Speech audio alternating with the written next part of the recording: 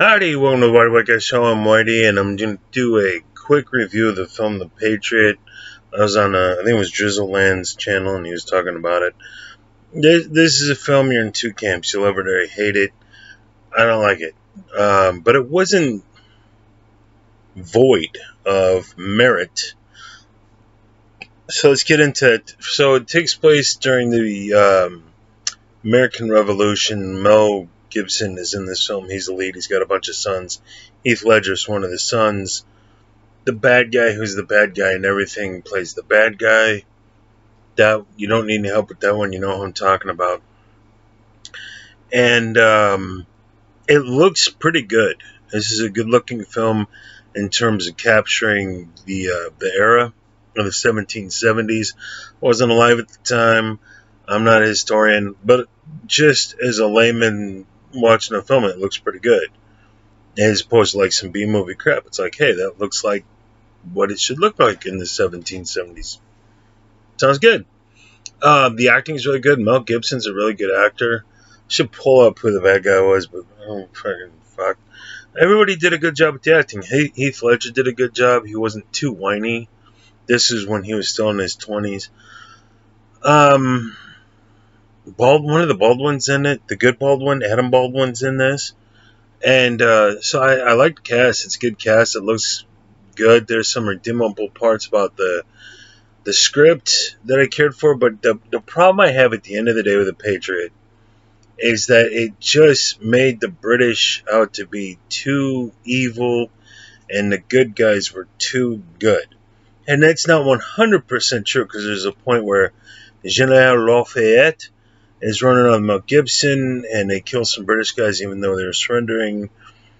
So they're not perfect, but it's just like, I'm born in the United States, but I got British and Irish and Scottish ancestry, and I'm just like, I don't like history depicted where it's all the good guys and all the bad guys.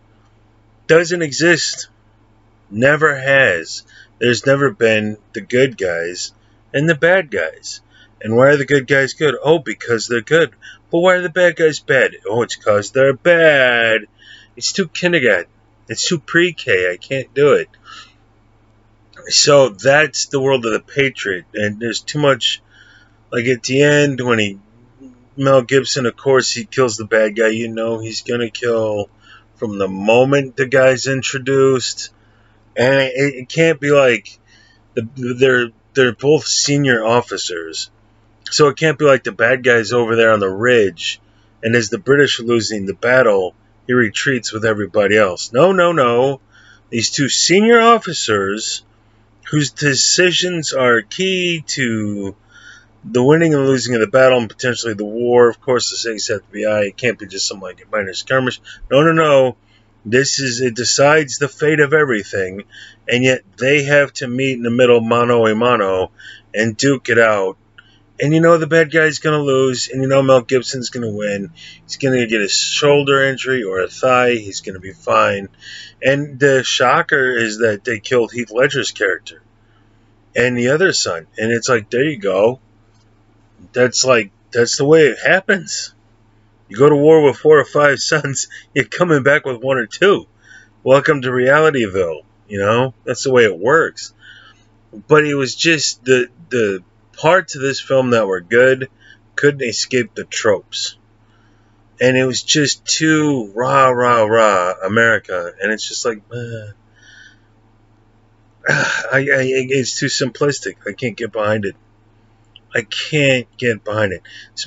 This movie had me rooting for the English. And again, I'm American, and yet I'm like, God, I hope the Brits win this one. Fuck. These good guys are too goody two-shoes. They're too annoying. There were a few minutes where Mel Gibson, he's fought in previous wars. Heath Ledger's in his late teens, early 20s in terms of his character.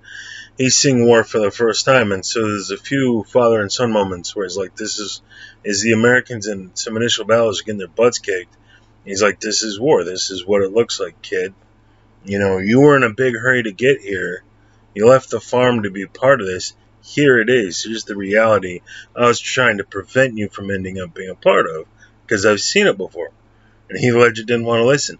I like those parts, those aspects of the film. Um, I just couldn't. It was just the things that were realistic got overblown by the things that were shit. That were just too.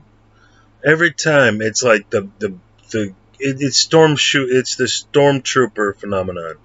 If you're one of the bad guys, you're inept and you can't shoot and you're useless. If you're one of the good guys, you're awesome and you can take down 20 dudes all by yourself.